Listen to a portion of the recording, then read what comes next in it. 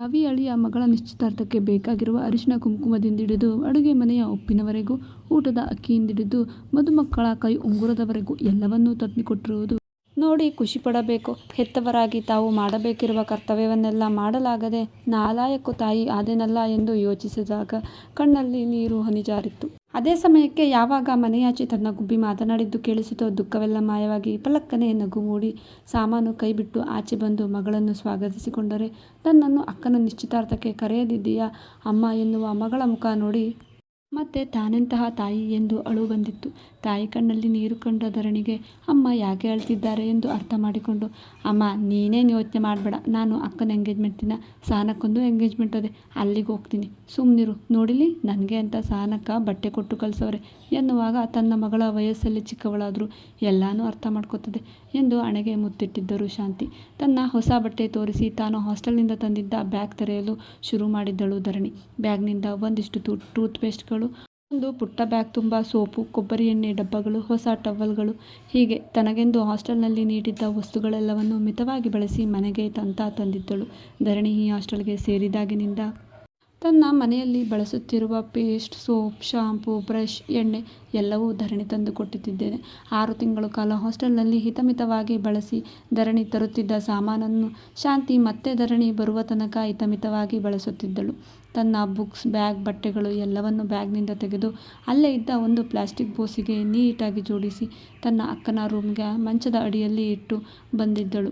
ಕೈಯಲ್ಲಿ ಹಿಂದೆ ಕಟ್ಟಿ, ಅಮ್ಮ ಕಣ್ಮುಚ್ಕೋ ನಿಂಗೇನೋ ತೋರಿಸ್ತೀನಿ ಎನ್ನಲು ಅಮ್ಮನ ಬಳಿ ಬರಲು, ಅದೇನು ಹೇಳು ಧರಣಿ, ನೀನು ಆಗಲೇ PUC ಮುಗಿಸಿದ್ರುವೆ ಇನ್ನೂ ಮಗ್ಗಿನಾಟವನ್ನು ಆಡೋದನ್ನು ಬಿಡೋಕ್ಕಿಲ್ಲ ನೋಡು ಎಂದಿದ್ದರು.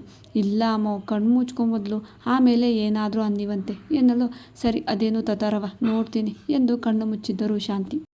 ಅಮ್ಮೋ ಕೈ ಕೊಡಿಲಿ ಎನ್ನಲು ಕಣ್ಣು ಬಿಟ್ಟು ಕೈ ಮುಂದೆ ಮಾಡಿದ್ದ ಶಾಂತಿ ನೋಡಿ, ಅವ್ವೋ ನೀವ್ಯಾವಾಗಿಂದ ಈ ಮೋಸ್ತಾಟ ಕಲಿತೆ, ಕಣ್ಣು ಮುಚ್ಚಿ ಕೈ ಕೊಡು ಎಂದಿದ್ದಳು ಧರಣಿ.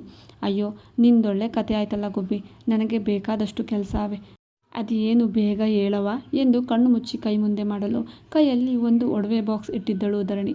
ಇದೇನೋ ಪುಟ್ ಬಟ್ಲು ಸಿಕ್ಕಂಗಾಯ್ತೈತಲ್ಲವ ಎಂದು ಗುಬ್ಬಿ ಕಣ್ಣು ಮುಚ್ಕೊಂಡೇ ನೋಡೋಣ ಹೆಂಗವ ಎಂದಾಗ, ಈಗ ಕಣ್ ತೆಗಿಯವ ಎಂದೊಡನೆ ಕಣ್ ತೆರೆದು ಕೈ ನೋಡಿಕೊಂಡರೆ ಶಾಂತಿ ಕೈಯಲ್ಲಿ ಒಂದು ಪುಟ್ಟ ಕಿವಿಯೋಲೆಯ ಬಾಕ್ಸ್ ಇತ್ತು. ಮುಚ್ಚುಳ ತೆಗೆದು ನೋಡುವ ಮೊದಲೇ ಭಯ ಕಾದಿತ್ತು ಶಾಂತಿಗೆ, ತನ್ನ ಮಗಳು ಏನಾದರೂ ತಪ್ಪು ಕೆಲಸ ಮಾಡಿ ಬಂದಾಳೋ ಹೆಂಗೆ ಅಂತ. ಇದೇನು ಗುಬ್ಬಿ ಒಡವೆ ಬಾಕ್ಸು ಖಾಲಿ ಡಬ್ಬವಾ ಎಂದು ಕೇಳಲು ಧರಣಿ ಬಾಕ್ಸ್ ಮುಚ್ಚಳ ತೆಗೆದು ತೋರಿದರೆ ಒಂದು 3 ಗ್ರಾಂ ಇರಬಹುದೇನೋ ಎಂಬಂತ ಓಲೆ ಕಂಡಿತ್ತು.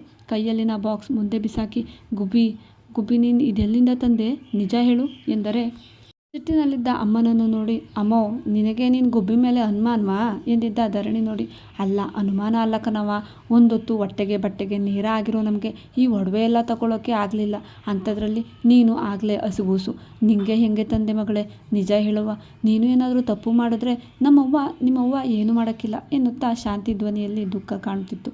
ಅವ್ವೋ ಇದೇನವ್ವೋ ಹಿಂಗಾಡಿಯ ನೀನು, ನಾನೇನು ತಪ್ಪು ಮಾಡಿಲ್ಲ, ಇದು ನಾನೇ ತಂದಿರೋದು, ನೀನು ಆಚೆ ಸಲ ಬಂದಾಗಲ ಸುಧಕ್ಕ ಹೊಸ ಒಲೆ ತಗೊಂಡವ್ರೆ ಅಂತ ತೋರಿಸ್ದಾಗ ನೀನು ಹೇಳಿದ್ದೆ ಅಲ್ವಾ, ಆ ಒಲೆ ಎಷ್ಟು ಚೆಂದಾಗದ ಗುಬ್ಬಿ, ನಾನು ಅಂಕಿತ ಅಂತ ಒಲೆ ಹಾಕಬೇಕು ಅಂತ, ಅದಕ್ಕೆ ಇವತ್ತು ಬರುವಾಗ ಪಾಲಕ್ಷಣ್ಣ ರೇಖಾಂಟಿ ಜೊತೆ ಅಂಗಡಿಗೆ ಹೋಗಿ ತಂದಿವ್ನಿ, ನೀನು ಹಿಂಗಾಡ್ತೀಯಲ್ಲವೋ ಎಂದಿದ್ದ ಧರಣಿ ನೋಡಿ ಇನ್ನೂ ತಮಗೆ ಬೇಕಿರುವ ಉತ್ತರ ಸಿಕ್ಕಿಲ್ಲ ಎಂಬಂತೆ, ಇಷ್ಟೊಂದು ದುಡ್ಡು ನಿನಗೆ ಎಲ್ಲಿಂದ ಬಂತವಾ ಎಂದು ಕೇಳಿ ಮತ್ತೆ ಏನೋ ಹೊಳೆದಂತೆ, ಅಲ್ಲ ಗುಬ್ಬಿ ನನಗೆ ಇಷ್ಟ ಆಯಿತು ಅಂತ ನಾವು ದುಡ್ಡು ತಗೋಬೇಕು ಕಣವ, ಇಷ್ಟ ಆಯಿತು ಅಂತ ಸಾಲ ಮಾಡಿ ತಂದಿದ್ದೀಯಾ ಹೆಂಗೆ, ನಿಂಗೆ ಯಾವಾಗಿಂದ ನಿಮ್ಮ ಅಪ್ಪನಿಗೆ ಸಾಲ ಮಾಡಿ ಯಾರೋ ತುಪ್ಪ ಉಣ್ಣ ಬುದ್ಧಿ ಬಂತು ಹೇಳು ಎಂದು ಸಿಟ್ಟಾದರು ಶಾಂತಿ. ಅಯ್ಯೋ ಕೃಷ್ಣ ಎನ್ನುತ್ತಾ ತನ್ನಮ್ಮನ ಮಾತಿಗೆ ತಲೆ ಮೇಲೆ ಕೈ ಇಟ್ಟು ಕುಳಿತ ಧರಣಿ, ಅಯ್ಯೋ ಶಾಂತಿ ಶಾಂತಿ ಶಾಂತಿ ಸ್ವಲ್ಪ ಶಾಂತವಾಗಿರು, ನಾನು ಪೂರ್ತಿ ವಿಷಯ ಹೇಳೋ ಗಂಟ ಸುಮ್ಕಿರು ಆಯಿತಾ, ನಂದು ಆಚೆ ಸಲ ಸ್ಕಾಲರ್ಶಿಪ್ ಬಂದಿಲ್ಲ ಅಂದಿದ್ನಲ್ಲ, ಈ ಸಲ ಅದು ಆ ಸಲದ್ದು ಎರಡನ್ನೂ ಒಟ್ಟಿಗೆ ಬರೋಂಗೆ ನಮ್ಮ ಸರ್ರು ಮಾಡಿಕೊಟ್ಟಿದ್ರು. ಆಮ್ಯಾಗೆ ನನಗೆ ತಿಂಗಳಿಗೆ ಒಂದು ಮೈ ಬರ್ತದಲ್ಲ ಗಣಿತ ಎಕ್ಸಾಮ್ ಬರೆದಿದ್ದು ಸ್ಕಾಲರ್ಶಿಪ್ಪು, ಅದ್ರದ್ದು ಖರ್ಚು ಮಾಡ್ದಂಗೆ ಇಟ್ಕೊಂಡಿದ್ದೆ. ಆಮ್ಯಾಗೆ ಈ ಟೈಮ್ ಸ್ಪೋರ್ಟ್ಸ್ ಆಯ್ತಲ್ಲ, ಅಲ್ಲಿ ಕಬಡ್ಡಿಲಿ ಸ್ಟೇಟ್ ಲೆವೆಲ್ಗೆ ಸೆಲೆಕ್ಟ್ ಆಗಿದ್ದು ನಮ್ಮ ಟೀಮ್ ಅವರು, ಅಲ್ಲೆಲ್ಲ ನಿನ್ನ ಧರಣಿ ಕೂಡ ಸನ್ಮಾನ ಮಾಡಿದ್ರು. ನಿನಗೆ ಫೋನ್ ಮಾಡೋಣ ಅಂದರೆ ಅಪ್ಪ ಇಂದು ಫೋನೇ ಬತ್ತಿದ್ದಿಲ್ಲ, ಅವರೆಲ್ಲ ನನಗೆಲ್ಲ ಇಟ್ಟಿಟ್ಟು ಅಂತ ದುಡ್ಡು ಕೊಟ್ಟಿದ್ರು ಗೊತ್ತಾ, ಅದೆಲ್ಲ ಕೂಡಿಟ್ಟಿದ್ದೆ ನಿನಗೆ ಒಂದು ವಾಲೆ ತರೋಣ ಅಂತ. ನನ್ನ ಕರ್ಕೊಂಡು ಬರುವಾಗ ಹಂಗೆ ಸಹನಾ ಅಕ್ಕಂಗೆ ಎಂಗೇಜ್ಮೆಂಟ್ ರಿಂಗ್ ತಗೊಳ್ಳೋಕ್ಕೆ ಅಂತ ಅವರೆಲ್ಲ ಗೊತ್ತಿರೋ ಶೇಟು ಹತ್ರ ಇಳ್ಕೊಂಡ್ರು. ಹಂಗೆಯ ನಾನು ನಮ್ಮಮ್ಮ ಅಕ್ಕನ ಮದುವೆಯಲ್ಲಿ ಹೀಗೆ ಹಿತ್ತಾಳೆ ವಾಲೆ ಹಾಕ್ಕೊಂಡು ಹೆಂಗಿರ್ತಾಳೆ ಈ ಅಳು ಬದಲಿಸೋ ವಾಲೆ ಹಾಕ್ಕೊಂಡು ಅಂದವಾಗಿ ಕಾಣಲಿ ಅಂತ ತಂದೆ. ಇದೇನು ನನಗೆ ಗೊತ್ತಾಗ್ತಿರ್ಲಿಲ್ಲ.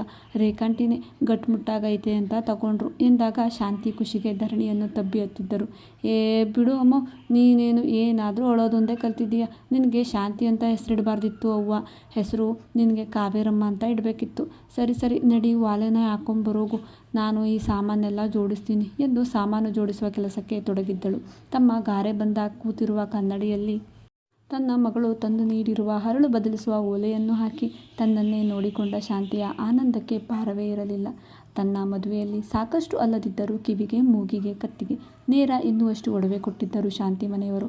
ಆದರೆ ಈ ಚಂದ್ರ ತನ್ನ ಜೂಜಿಗಾಗಿ ಎಲ್ಲವನ್ನೂ ಕಳೆದು 16 ವರ್ಷದಿಂದ ಹಿತ್ತಾಳೆ ಓಲೆಯಲ್ಲೇ ಕತೆ ಸಾಗಿಸುತ್ತಿದ್ದಾಳೆ ಶಾಂತಿ. ಧರಣಿಗೆ ಅವರ ಅಪ್ಪ ತಾತ್ಸಾರ ಮಾಡುವುದರಿಂದ ಅವಳ ಮಾವ ಅತ್ತೆ ಅವಳನ್ನು ನೋಡಿಕೊಳ್ಳುತ್ತಿದ್ದಾರೆ. ಅವಳನ್ನು ಓದಿಸುತ್ತಿರುವವರು ಅವರ ಮಾವನೇ. ಭವಾನಿಯ ಸೊಕ್ಕು ಮತ್ತು ಚಂದ್ರ ಏನೇ ಕೊಟ್ಟರೂ ಅದನ್ನು ಕಳೆದು ಹಾಕುವುದರಿಂದ ಮನೆಗೆ ಒಂಚೂರು ಸಹಾಯ ಮಾಡುವುದಿಲ್ಲ ಶಾಂತಿ ಮನೆಯವರು.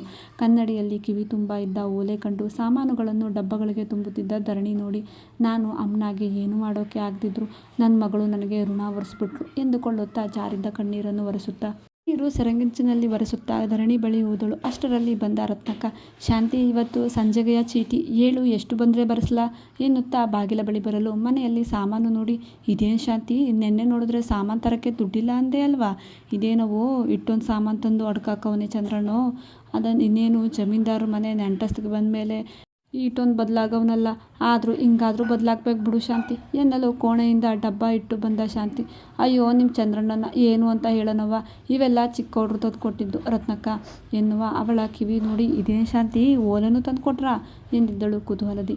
ಏ ಇಲ್ಲ ರತ್ನಕ್ಕ, ಇದು ಸುಬ್ಬಿ ತಂದು ಕೊಟ್ಟಿರೋದು. ಅವಳ ಕಾಲೇಜಲ್ಲಿ ಎಂಥದೋ ಸ್ಕಾಲರ್ಶಿಪ್ ಅಂತ ಬರ್ತದಂತಲ್ಲ, ಅದರೆಲ್ಲ ದುಡ್ಡು ಕೂಡಿಸಿ ತಂದವಳೆ ನೋಡು, ಸಂದಾಗದ ಎಂದು ರತ್ನಕ್ಕನ ಮುಂದೆ ಬಂದು ಕುಳಿತಳು.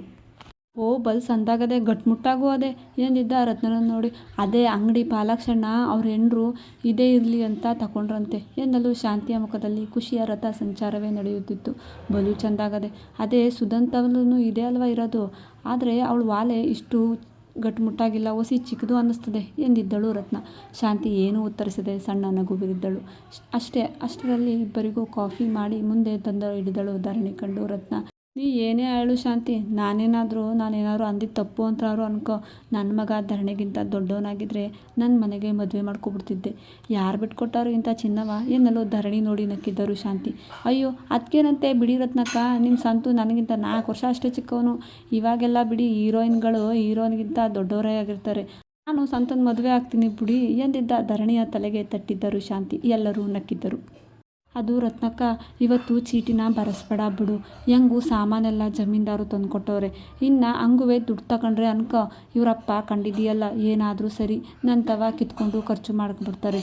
ಅದಕ್ಕೆ ಇನ್ನು ಮದುವೆ ಅಂತ ಶುರು ಆದಮೇಲೆ ಖರ್ಚು ಬೇಕಾಗೇ ಇರ್ತದೆ ದುಡ್ಡು, ಅದಕ್ಕೆ ಬೇಕಾದಾಗ ಇಸ್ಕೊತೀನಿ, ಈಗ ಬೇಡ ಎಂದಾಗ ಶಾಂತಿಯ ಮಾತಿಗೆ ಅವಳ ಮನದ ಪರಿಸ್ಥಿತಿ ಕಂಡಿದ್ದ ರತ್ನ ಮರು ಮಾತಾಡದೆ ಒಪ್ಪಿದ್ದಳು. ಮತ್ತೆ ತನ್ನ ಮಾತು ಮುಂದುವರಿಸಿದ ಶಾಂತಿ, ನಾಳೆ ಹಂಗೆ ಒಂಚೂರು ಮನೆ ತವ ಬಂದ್ಬಿಡು, ನಾನು ಭೋಜಣ್ಣಂಗೂ ಹೇಳ್ತೀನಿ ಕಳ್ಸೋಕ್ಕೆ ಎಂದಾಗ, ಯಾಕೆ ಎಂದಿದ್ದ ರತ್ನಗನಿಗೆ, ನಿನಗೆ ಗೊತ್ತಿಲ್ವಾ ಹೇಳು, ನನಗೆ ಯಾವತ್ತಾರು ಕಾರ್ಯ ಮಾಡ್ಕೊಂಡಿದ್ದೀನ, ನನಗೆ ಗೊತ್ತೇ ಇಲ್ಲ, ಅಂಥದ್ರಲ್ಲಿ ಜಮೀನ್ದಾರ ಮನೆ ಜನ ಬೇರೆ, ಅದಕ್ಕೆ ನೀನು ಒಂಚೂರು ಹೇಳ್ಕೊಟ್ರೆ ನನಗೂ ಸಹಾಯ ಆಯ್ತದೆ ಎಂದಿದ್ದ ಶಾಂತಿಗೆ, ಆಯಿತು ಬರ್ತೀನಿ ಬಿಡು, ಹಂಗೆ ಒಂಚೂರು ಸುಧಂಗೂ ಹೇಳು, ಅಡುಗೆ ಗಿಡ್ಗೆ ಮಾಡೋಕ್ಕೆ ಅವಳು ಚೆಂದಾಗಿ ಮಾಡ್ತಾಳೆ ಎಂದಿದ್ದರು ರತ್ನ. ಅಷ್ಟರಲ್ಲಿ ಮನೆ ಬಾಗಿಲಲ್ಲಿ ತೂಲಾಡಿ ಬರುತ್ತಿದ್ದ ಚಂದ್ರನನ್ನು ನೋಡಿ ಜಾಗ ಖಾಲಿ ಮಾಡಿದ್ದಳು ರತ್ನ. ಧರಣಿ ಅವನನ್ನು ನೋಡದೆ ಅಡುಗೆ ಮನೆ ಕಡೆ ನಡೆದಿದ್ದಳು.